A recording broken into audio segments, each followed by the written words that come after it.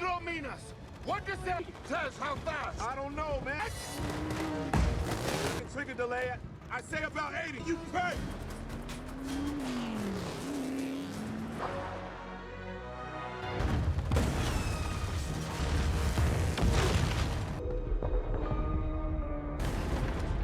Get to that pond!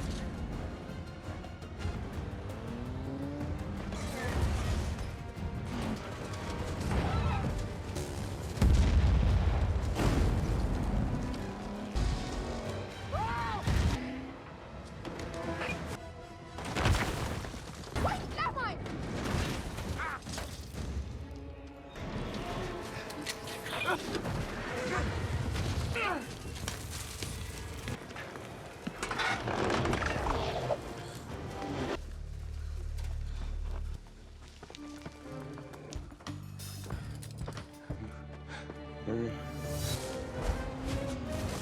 out of here, the back!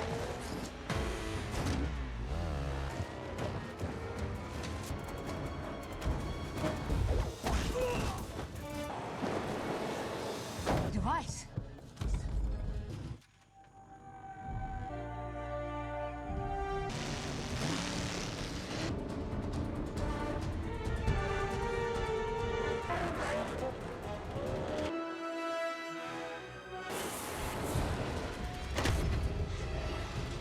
Drive across that? Well, I said it.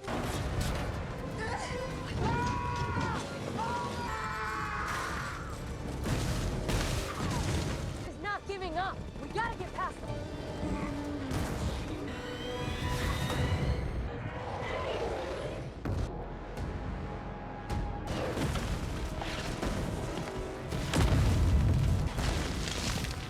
Where's no, gone.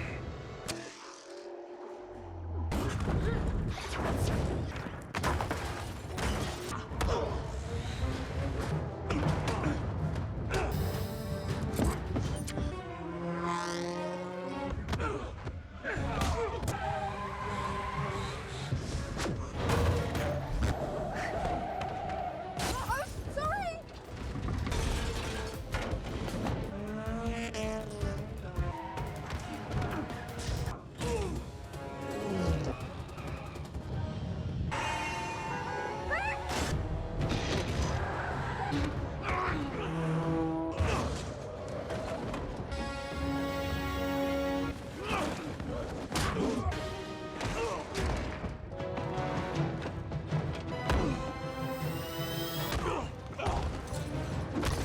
I've got it. I'm headed to you now.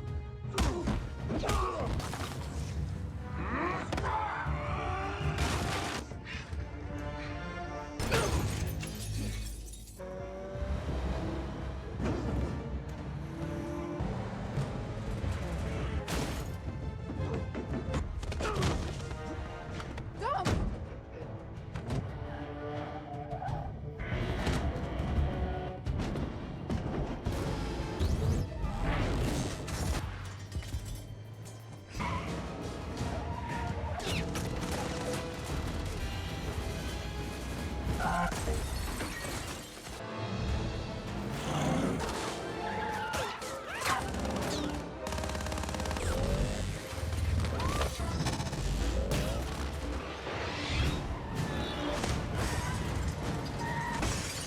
All right, on me!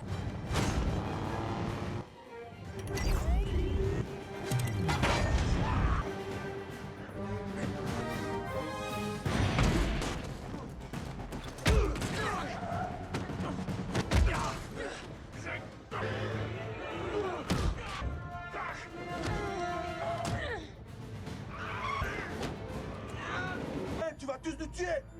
Hello.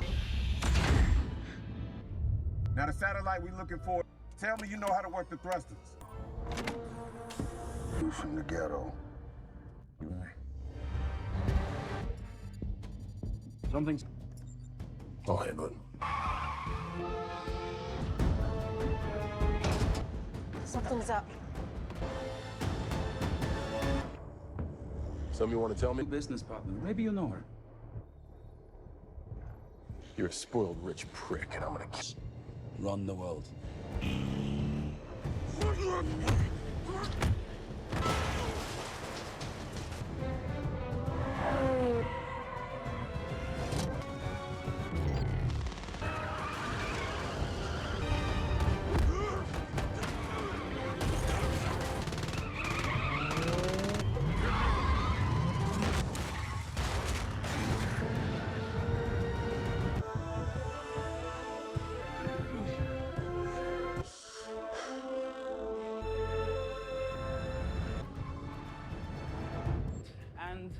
Jakob, and Ready, Al? We can't break through, we stop it.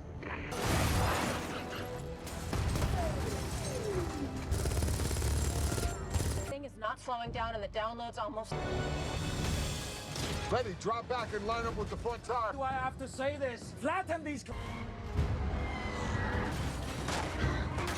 Fine. Han, get in front of me!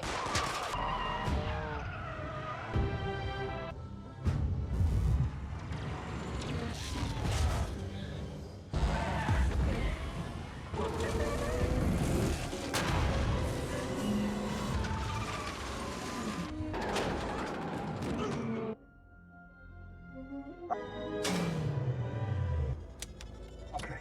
All right. Power up. Power up. Talk to me, what's going on? Guys! Let's smash it. If we don't, the fuel that it would take to smash it. Faith is not numbers. We're not in this whole time. Let's go out.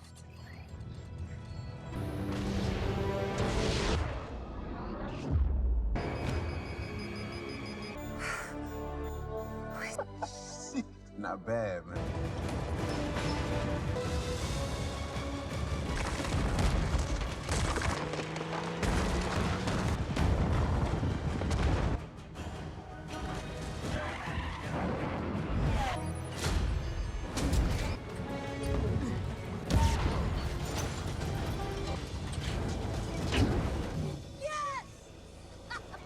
Gotta be kidding me.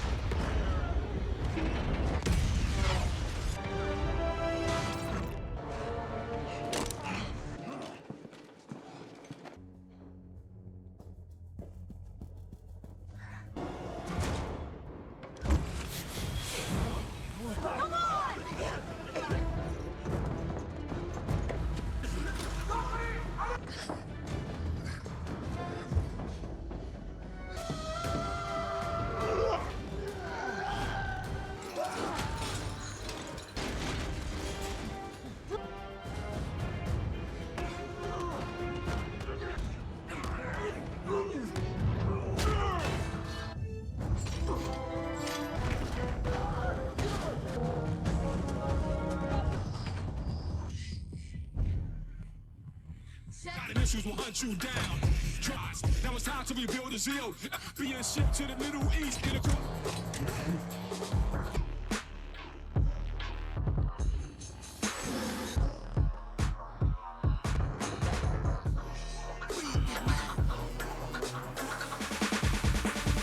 Too soon.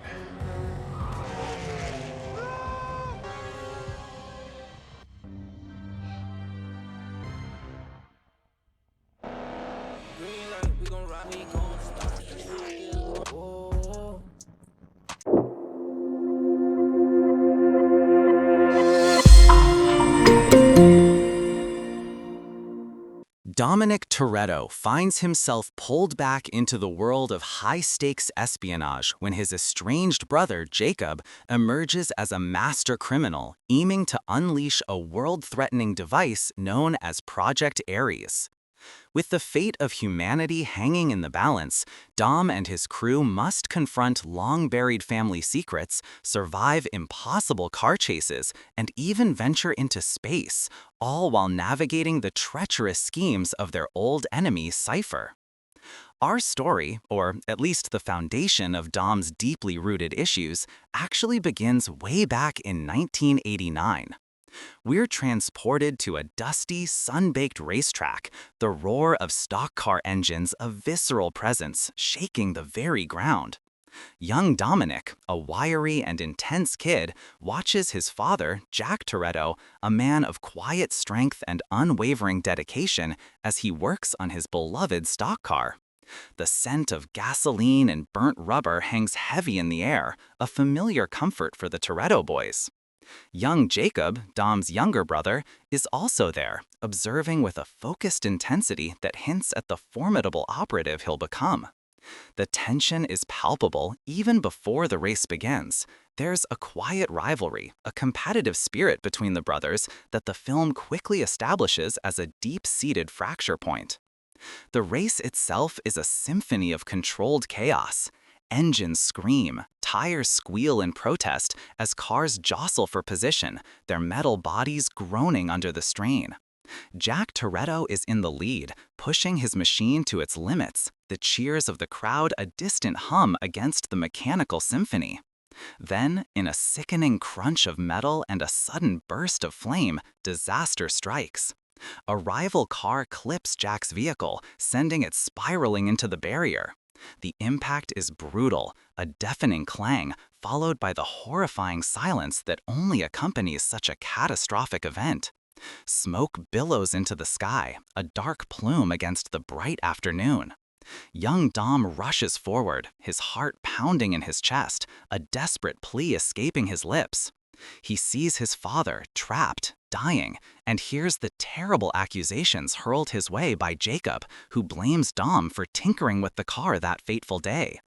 This single, traumatic event, steeped in grief and misunderstanding, forms the gaping wound between the Toretto brothers, a wound that festers for decades. The race itself is a symphony of controlled chaos.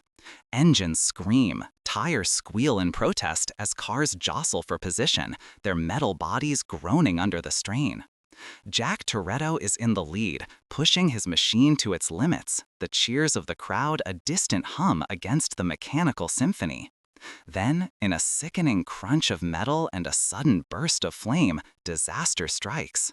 A rival car clips Jack's vehicle, sending it spiraling into the barrier.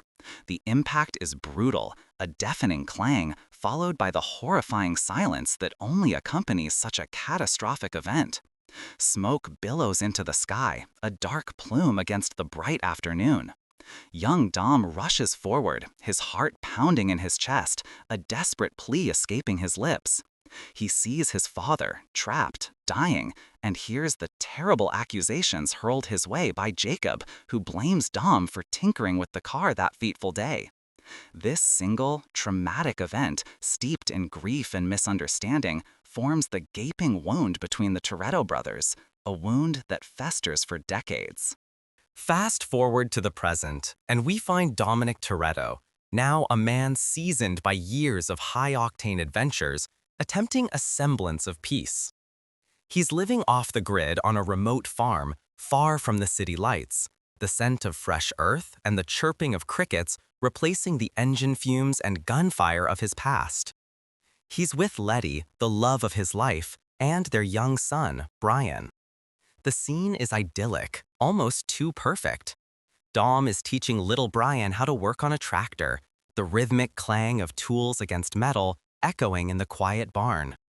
The image of domestic tranquility is striking, especially for a man who lives life a quarter mile at a time.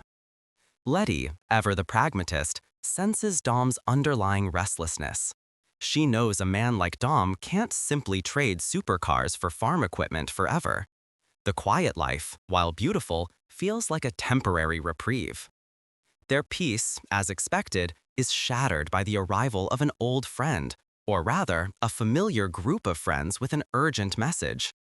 Roman, Tej, and Ramsey burst onto their serene farm, their usual boisterous energy a jarring contrast to the quiet. Roman, with his characteristic blend of humor and occasional exasperation, is already complaining about the state of their intel. Tej, ever the tech wizard, is frantically tapping away at a tablet, his brows furrowed in concern. Ramsey, the brilliant hacker, looks unusually grim. They bring news of Mr. Nobody, the enigmatic government operative who has been both an ally and a puppeteer in their previous adventures. Nobody's plane has gone down, seemingly shot out of the sky by a mysterious force.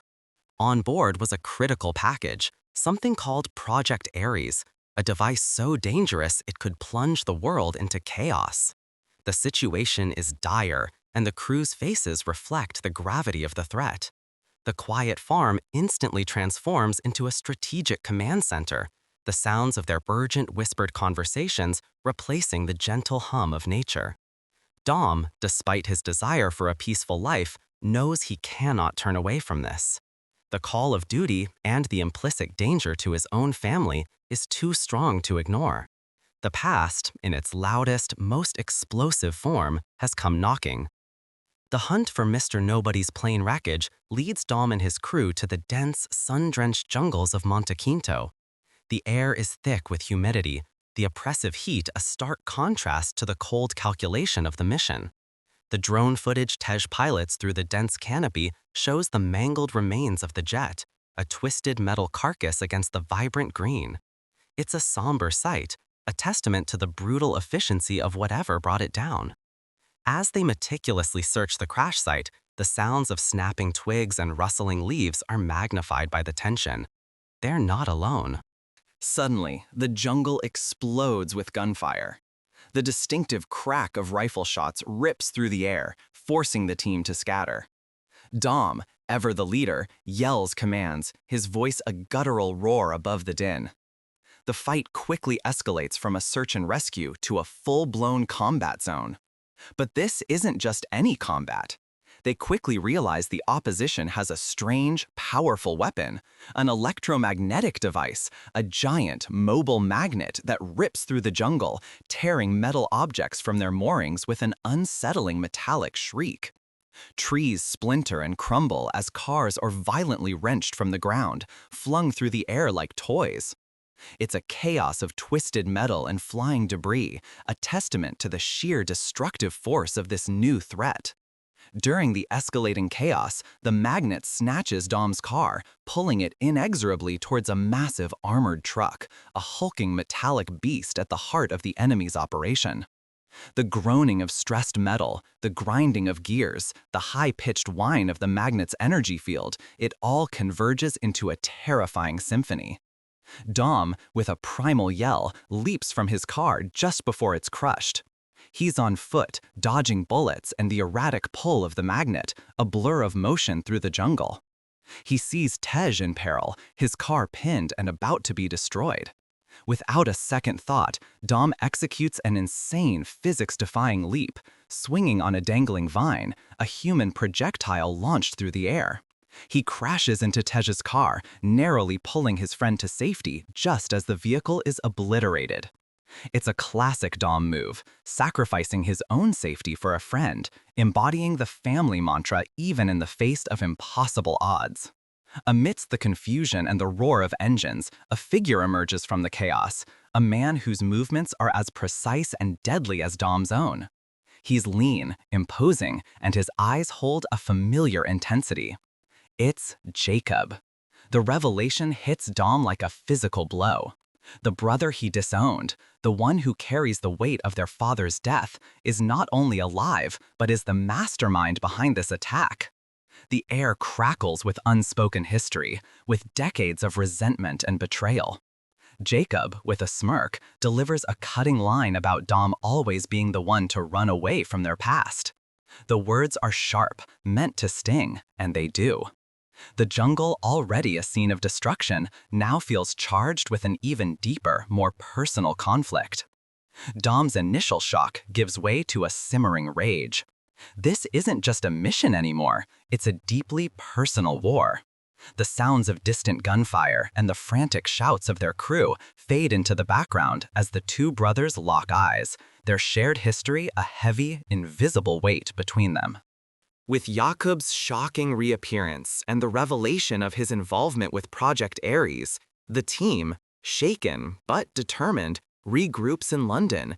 They set up shop in one of Mr. Nobody's many clandestine safe houses, a place teeming with screens displaying encrypted data and schematics. The mood is tense, the air thick with apprehension. Ramsey, her fingers flying across a keyboard, meticulously pieces together the fragments of data they salvaged. She explains Project Ares, detailing its terrifying capability. It's a global digital weapon, capable of hijacking any computer system on Earth. This isn't just about stealing money or causing a few power outages. This is about control, about plunging the world into total chaos with the push of a button. It's a tool for absolute global domination, And Jakob, apparently, is the key to activating it. The stakes have just been raised exponentially. As Ramsey dissects the digital threat, Roman, ever the one to point out the obvious, and sometimes the ridiculous, laments their current predicament. So we're basically fighting James Bond now, but he's Dom's brother and he's super good at everything, he quips, a touch of his usual sarcasm bleeding through his genuine worry. Tej, though, is more focused.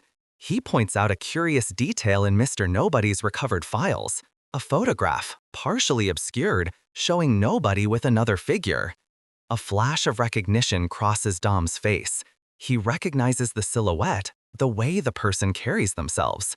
"It's O'Connor," he says, his voice a low rumble filled with a mix of surprise and a quiet ache of nostalgia.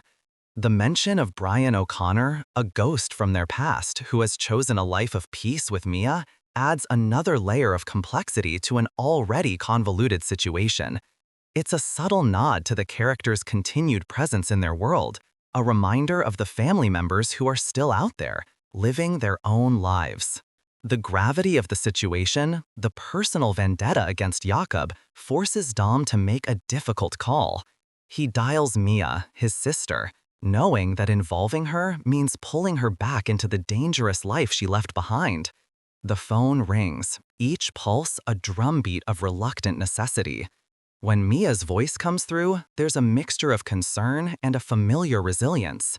Dom doesn't mince words. He tells her about Jakob, about Project Ares, about the danger. Without hesitation, Mia agrees to come.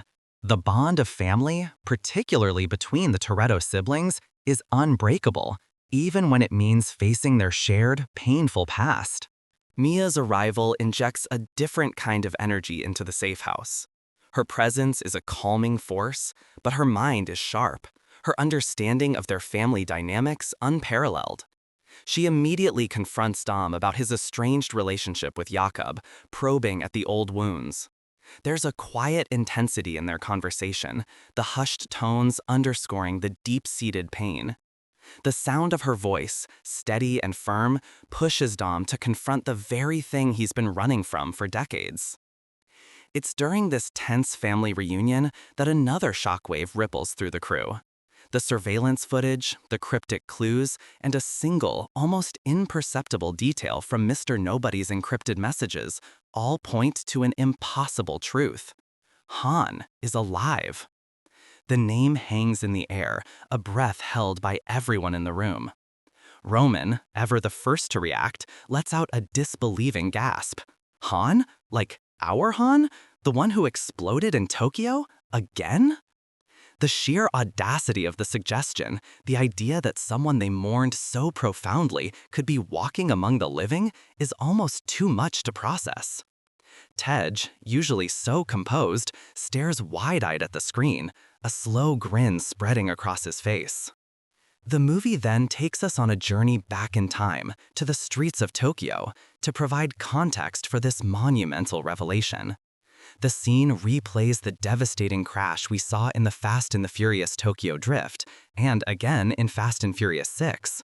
The brutal impact, the crunch of metal, the subsequent explosion, the fiery inferno that consumed Han's RX-7. The sounds are just as visceral, the impact just as shocking. But this time, we see it from a different perspective. We see Mr. Nobody, that cunning, shadowy figure, orchestrating a deception. He's there, a master puppeteer, pulling the strings. It's revealed that Han's death was a meticulously staged illusion, a deep cover operation designed to protect a young woman named Elle, and, more importantly, a crucial component of Project Ares. A unique DNA-activated key passed down through Elle's family that can control the device.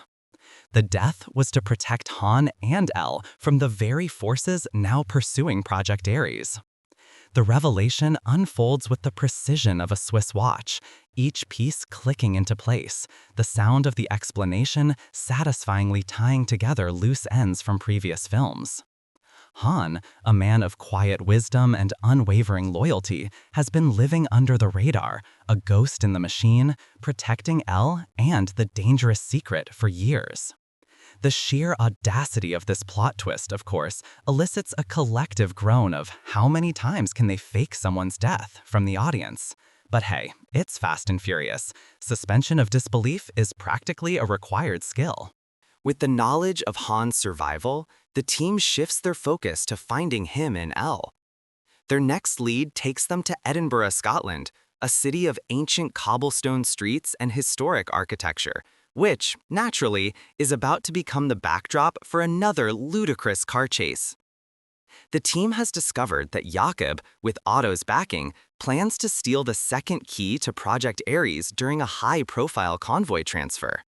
The plan is simple, yet utterly insane. Disrupt the convoy, snatch the key, and stop Jakob. The chase begins with a deafening roar of engines and the piercing wail of police sirens echoing through the narrow streets. Jakob, ever the master operative, drives a monstrous armored truck, a hulking metallic beast impervious to conventional attacks. His crew, a well-oiled machine of skilled drivers and combatants, are like shadows, weaving through traffic with ruthless efficiency. Dom, in his signature Charger, is right on their tail, the guttural rumble of his engine a familiar battle cry.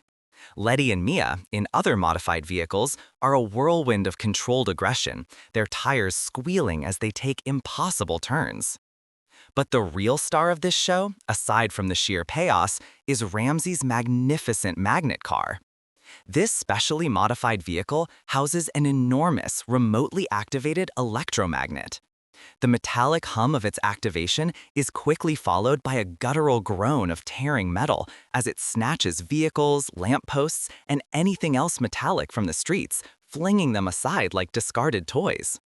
The sound is utterly incredible, a symphony of destruction. Imagine the loud clang of a colossal magnet slamming shut, followed by the sickening crunch of a car's chassis as it's pulled apart, its engine screaming in protest. It's glorious.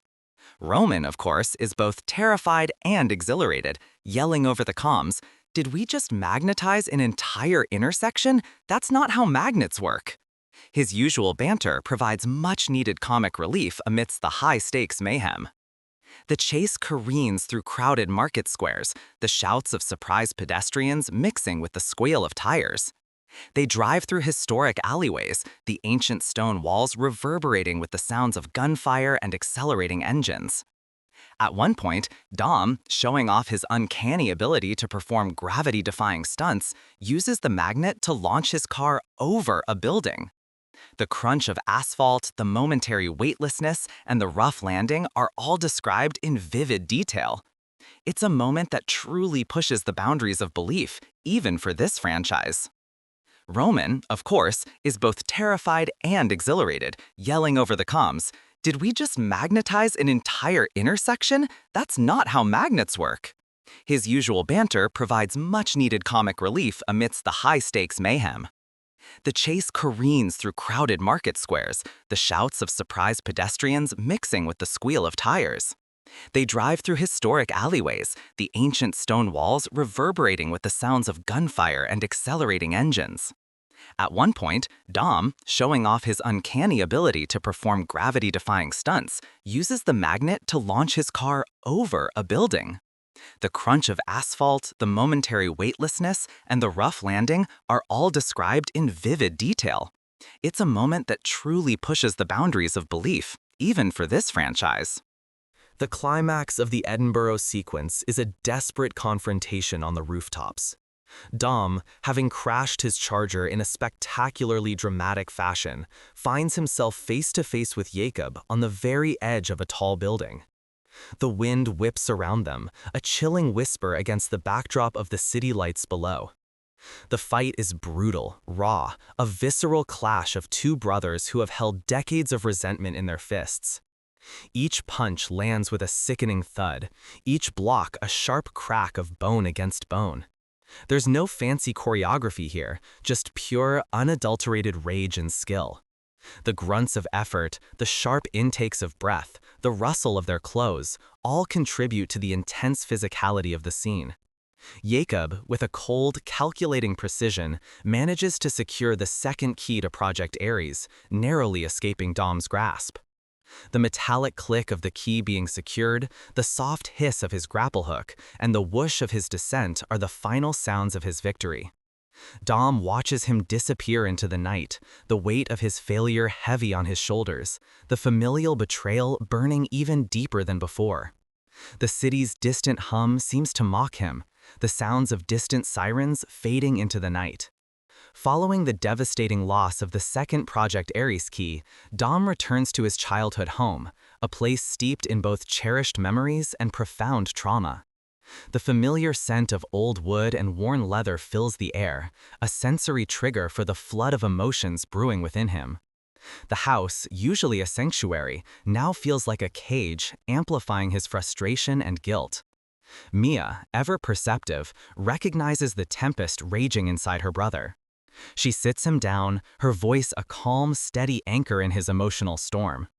She knows that to truly defeat Jakob, Dom must first confront the ghosts of their past. And so, Dom finally opens up, recounting the painful truth of their father's death, the secret he has carried for so long. He reveals how, after the fatal stock car accident, he found Jakob working on their father's car, making adjustments to the engine. He confesses to the simmering anger, the feeling of betrayal, the belief that Jakob's tinkering had somehow contributed to their father's demise. The words are heavy, laden with years of unspoken anguish. The sound of Dom's voice, usually a deep rumble of confidence, is now strained, filled with a raw vulnerability. He describes the metallic tang of fear and grief in his mouth that day, the way his hands shook as he confronted his younger brother. Jakob, in Dom's recollection, had remained silent, his face a mask of defiance and pain, refusing to deny or explain. This perceived lack of remorse, this crushing silence, had been the final straw for Dom, leading to his brutal banishment of Jakob, effectively severing their familial ties. The flashback to that pivotal moment is heartbreaking. We see young Dom, his face contorted with grief and rage, his voice cracking as he tells Jakob to leave, to never come back. The sickening thud of the door slamming shut, sealing their fate, echoes through the house.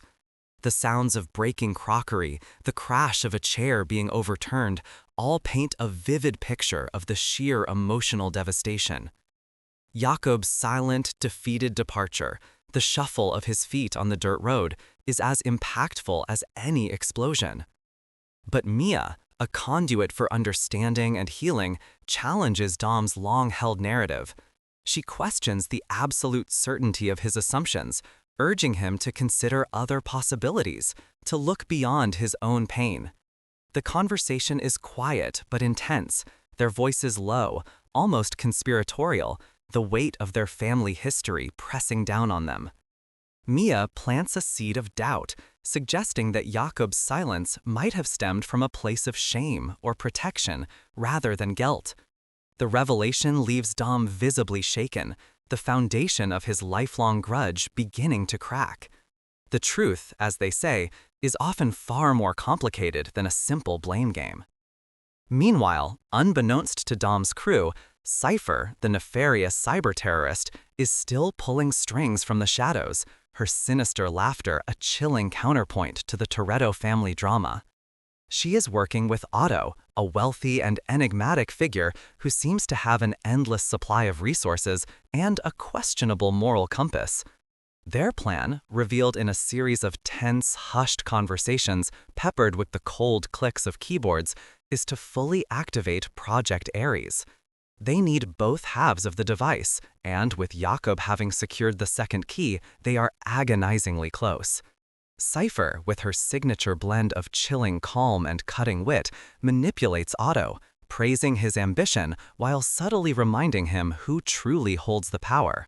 She explains that Jakob is merely a pawn in her grand design, a disposable tool to achieve her ultimate goal of global cyber warfare. The sounds of their conspiratorial whispers, punctuated by the soft beeping of their communication devices, underscore the insidious nature of their alliance. The ticking clock of Project Ares activation hangs heavy in the air, a silent threat to the entire world. The long-anticipated reunion with Han finally takes place in Tokyo, a city bustling with vibrant lights and an almost overwhelming symphony of urban sounds.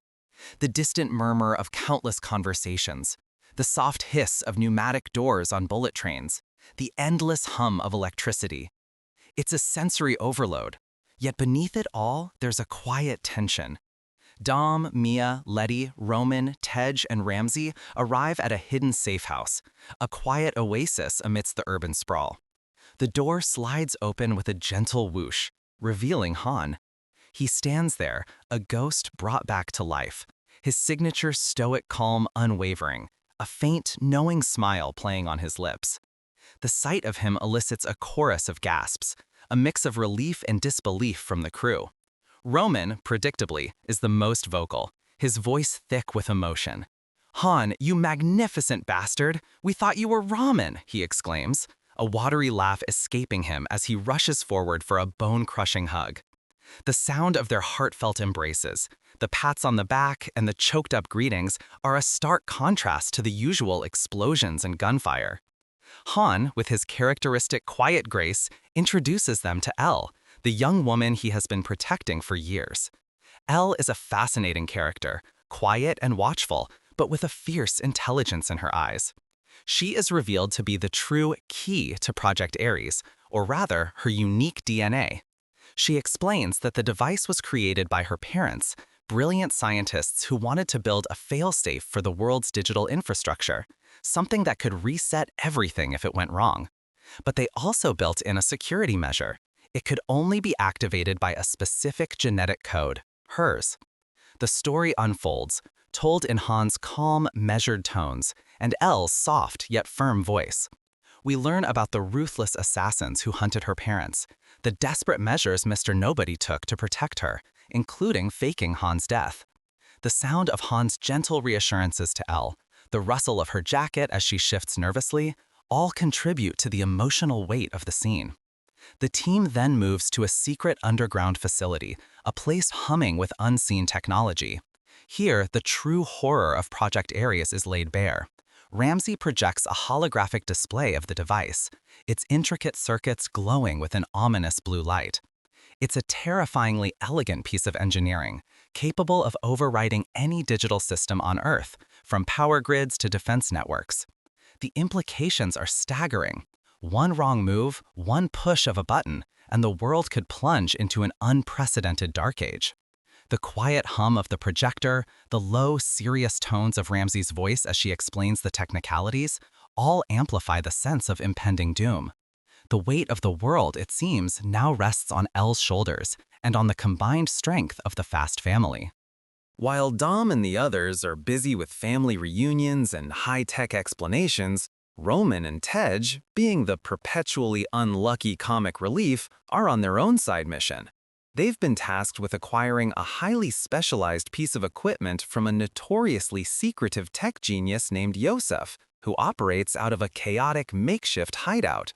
The place is a cacophony of whirring machines, clanking metal, and the general disarray of a mad scientist's lair. Sparks fly, wires crisscross every surface, and the air smells faintly of ozone and burnt coffee. Yosef, an eccentric inventor with wild hair and an even wilder disposition, greets them with a mix of suspicion and a booming, manic laugh. He quickly realizes Roman and Tej aren't exactly tech-savvy. Roman, in an attempt to sound knowledgeable, spouts off random tech jargon, leading to a hilarious exchange where Yosef simply stares at him, then bursts into another guttural laugh. The sound of Yosef's booming voice, the clatter of his various contraptions, and Roman's increasingly frustrated grunts fill the space. Their quest for the device leads them to a truly absurd creation, a Pontiac Fiero. Not just any Fiero, mind you, but one that Yosef has somehow retrofitted with a rocket engine. The reveal is met with utter disbelief from Roman. A Fiero? That's our ticket to what? The moon? Are we going to space now? He deadpans, his voice dripping with incredulity.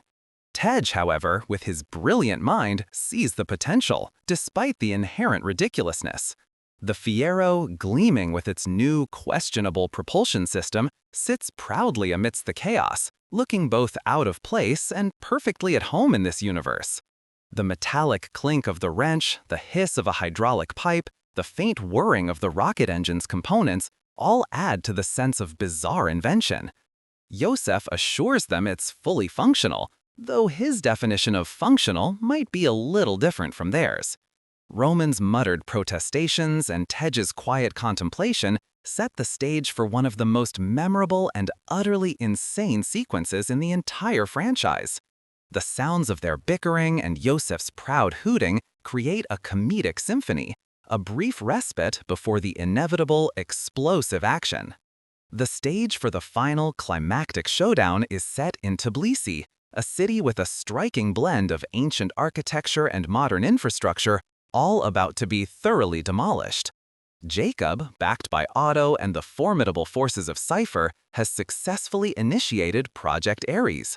Their goal? To launch a satellite that will broadcast the Ares signal globally, plunging the world into a new era of cybernetic control. The air thrums with a palpable tension, the distant rumble of approaching engines signaling the start of the final battle.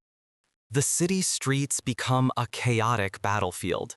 Dom and his crew, a blur of highly tuned metal and strategic brilliance, unleash their full arsenal. The distinctive roar of Dom's charger, the high-pitched whine of Letty's bike, the aggressive growl of Tej's customized vehicle. It's a symphony of horsepower and controlled mayhem. The primary target is a massive, armored truck, a truly monstrous vehicle, rumbling through the streets like an unstoppable juggernaut.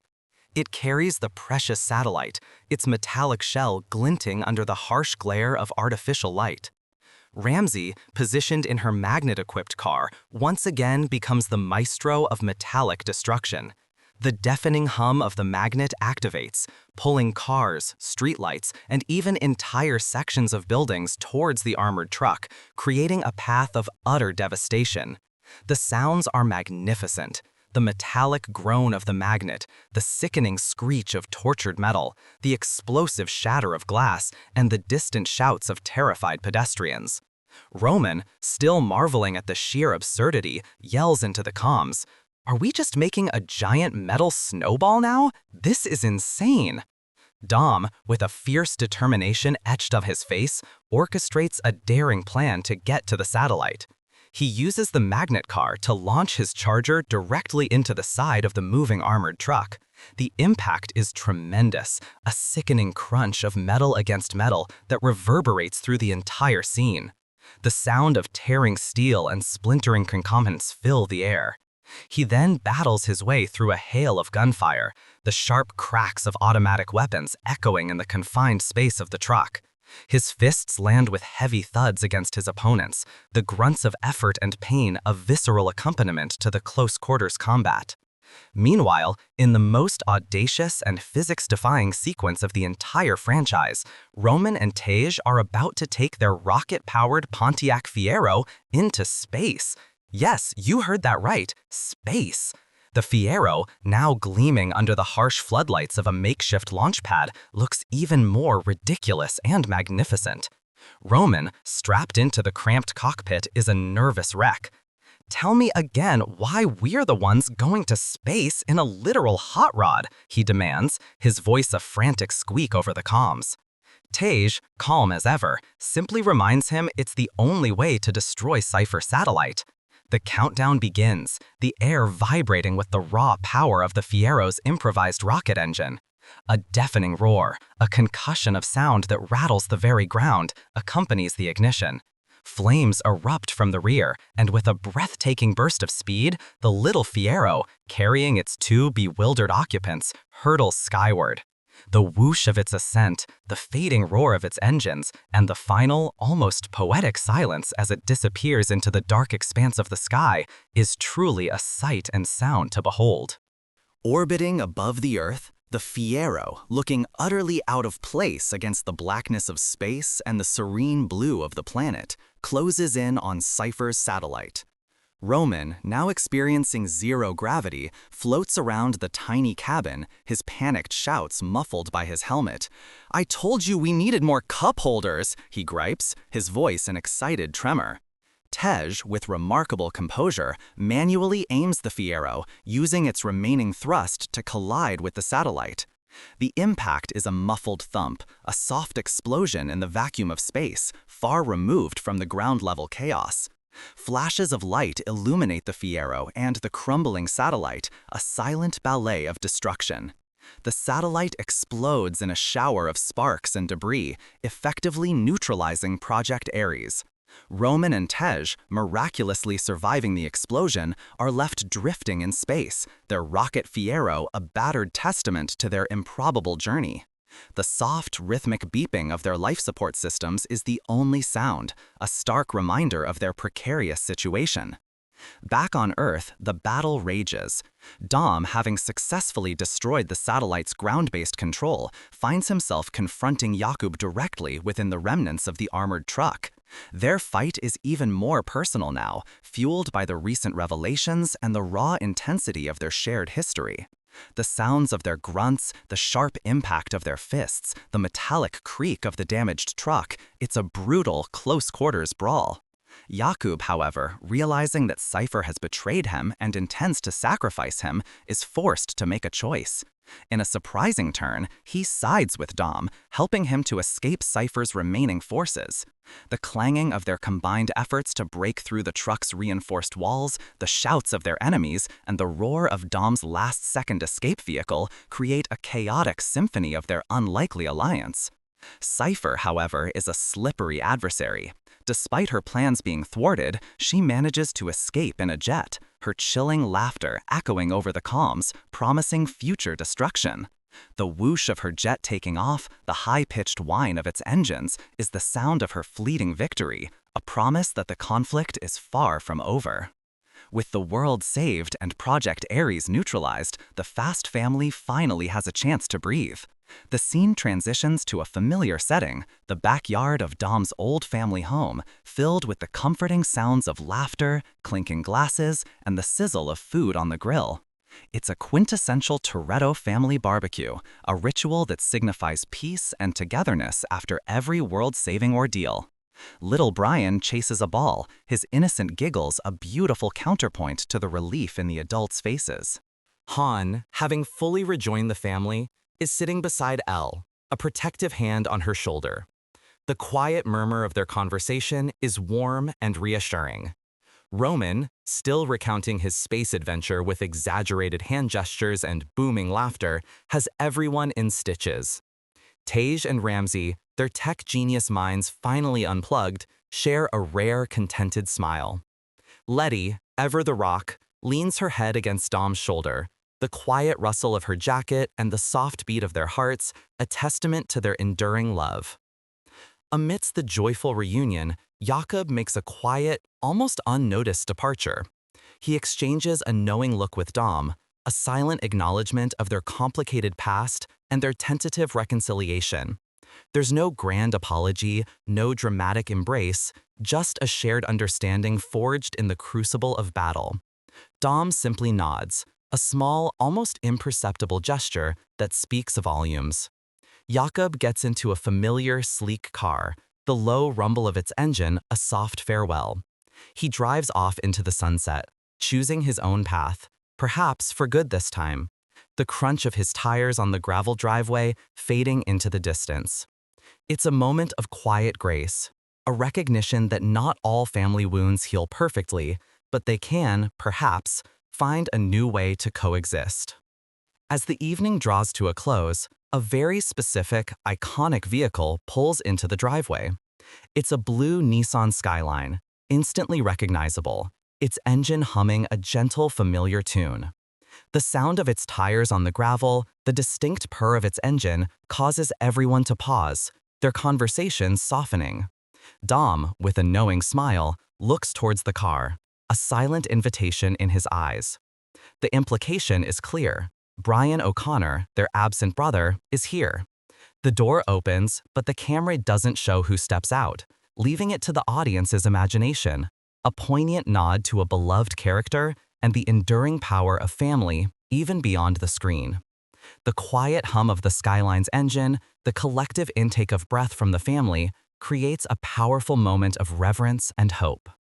As we look back at the wild ride that was F9, it's impossible not to be struck by the enduring, almost gravitational pull of family in this saga. This isn't just about cars or explosions, though we certainly got a healthy dose of both. It's about the unbreakable bonds we forge, the secrets we keep, and the arduous journey of forgiveness.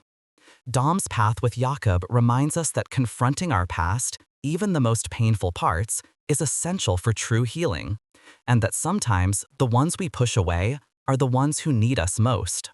It's a testament to the idea that no matter how far we drift or how many impossible obstacles we face, the heart of our chosen or biological family will always call us home. As we look back at the wild ride that was F9, it's impossible not to be struck by the enduring, almost gravitational pull of family in this saga. This isn't just about cars or explosions, though we certainly got a healthy dose of both. It's about the unbreakable bonds we forge, the secrets we keep, and the arduous journey of forgiveness. Dom's path with Jakob reminds us that confronting our past, even the most painful parts, is essential for true healing, and that sometimes the ones we push away are the ones who need us most. It's a testament to the idea that no matter how far we drift or how many impossible obstacles we face, the heart of our chosen or biological family will always call us home. F9 is a film that fully embraces its legacy, taking the Fast and Furious franchise to new, literally stratospheric heights. It leans into the absurdity with joy, while never forgetting the emotional core that makes these characters so beloved. It's a spectacle of vehicular mayhem and brotherly drama that proves there's still plenty of fuel left in the tank for this family.